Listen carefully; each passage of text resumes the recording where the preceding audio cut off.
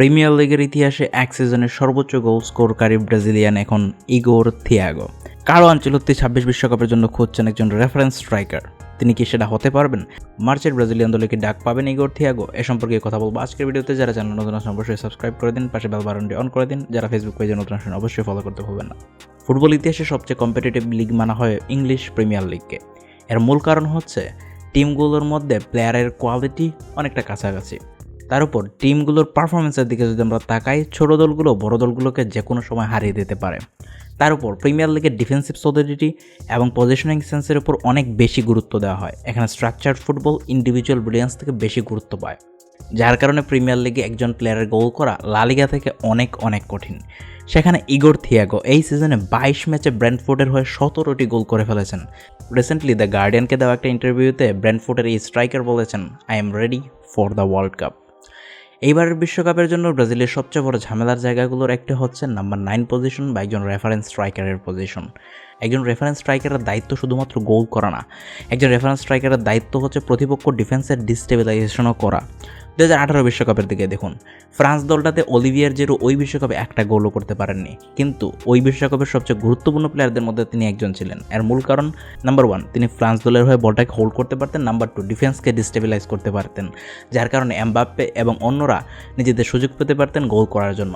ব্রাজিলের মানসম্মত নাম্বার 9 নেই সে রোনালদো নাজারিওর পর থেকেই, কিন্তু অন্ততপক্ষে একজন প্লেয়ার তো প্রয়োজন যে ওই পজিশনটাতে খেলে অন্ততপক্ষে ব্রাজিলের বিশ্বকাপটা কাটিয়ে দিতে পারবেন।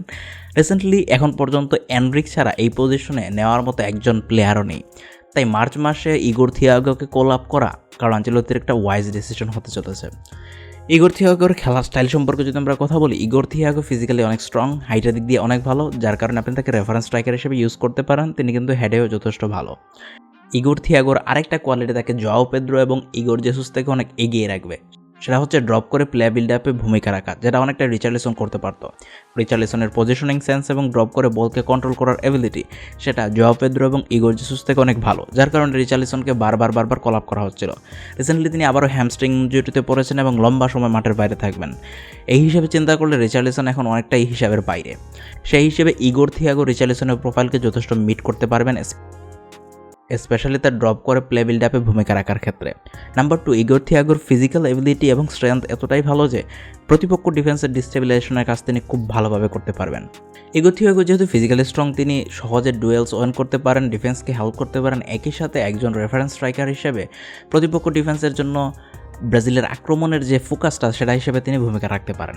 এই ক্ষেত্রে মার্চের যে দুটি ম্যাচ ব্রাজিল খেলতে চলেছে ফ্রান্স এবং ক্রোয়েশিয়ার বিপক্ষে, সেখানে অন্ততপক্ষে 20 মিনিট তাকে খেলার সুযোগ দেওয়া উচিত। ইগোর থিয়াগো লাইমলাইটে আছেন অনেক দিন হয়ে গেল। তিনি ক্লাব ব্রুজের হয়ে যখনই ইউসিএল খেলছেন সেখানে চ্যাম্পিয়ন্স লিগে তিনি রেগুলারই গোল করতেন, যার কারণে তার বড় ক্লাবগুলোতে যাওয়ার সম্ভাবনা বেশি ছিল। কিন্তু লাস্ট সিজনটা পুরো ইনজুরিতে কাটিয়েছেন এই প্লেয়ারটি। নি ইনজুরির কারণে লাস্ট সিজনে লম্বা সময় তিনি মাঠের বাইরে ছিলেন, যার কারণে তার ক্যারিয়ারটা অনেকটাই থমকে গিয়েছিল। কিন্তু শেষ পর্যন্ত ইংলিশ প্রিমিয়ার লিগের ক্লাব ব্র্যান্ডফোর্ড তাকে 35 মিলিয়ন ইউরোর বিনিময়ে কিনে নেয় এবং তার ক্যারিয়ারের একটা নতুন মোড় দেখা যায়। প্রিমিয়ার লিগে ব্র্যান্ডফোর্ডে জয়েন করার পর থেকে তিনি প্রিসিশন দেখিয়েছেন গোলের ক্ষেত্রে। যেমন একই দিক দিয়ে তার স্ট্যাটসগুলো তিনি ইমপ্রুভ করতে পেরেছেন, অপর দিক দিয়ে তার নিজের খেলায়ও ব্যাপক ইমপ্রুভমেন্ট করতে পেরেছেন। রিসেন্টলি দ্য গার্ডিয়ানকে দেওয়া একটা ইন্টারভিউতে ইগোর থিয়াগো এ সম্পর্কে কথা বলেছেন। তিনি বলেছেন, I believe I am ready, the only thing I know how to do in life is score goals. God prepared me for this moment. If he allows, we will bring the 6th World Cup to Brazil. So clearly তার ইন্টেনশনগুলো তিনি বলেই দিয়েছেন। যদি আমার ব্যক্তিগত মতামত জানাতে চাই তাহলে সেক্ষেত্রে আমি বলবো যে এনরিককে ব্রাজিলের মেইন ফোকাস নাম্বার 9 হিসেবে ওয়ার্ল্ড কাপে নিয়ে যাওয়া উচিত। তারপর যে কোনো প্লেয়ারকে সেখানে ফার্স্ট 9 হিসেবে খেলানোর চিন্তাভাবনা করা যেতে পারে। ব্রাজিলের আর যে কোনো নাম্বার 9কে নেওয়ার আগে এই জিনিসটা চিন্তা করা উচিত, টিমের যে কোয়ালিটি আছে সেই কোয়ালিটির হিসেবেই প্ল্যান নেওয়া উচিত। আমরা দেখতে পাই অনেক ব্রাজিলিয়ান প্লেয়ার যে কোনো সিজনে খুব ভালো খেলছেন, এরপরের সিজনগুলোতে তাকে আর খুঁজে পাওয়া যায় না। সেক্ষেত্রে আমি মনে করি ইগোর থিয়াগোকে আগামী কলাপে সুযোগ দেওয়া উচিত, কিন্তু তার ওয়ার্ল্ড কাপে যাওয়ার সম্ভাবনা অনেকটাই নির্ভর করবে ব্রাজিলের এই নাম্বার 9 পজিশনে 2 বা 3 স্ট্রাইকার নিয়ে যাওয়ার ইচ্ছার উপর। যদি ব্রাজিল একজন স্ট্রাইকার নিয়ে যেতে চায় সেক্ষেত্রে আমি মনে করি এনরিককে নিয়ে যাওয়া উচিত।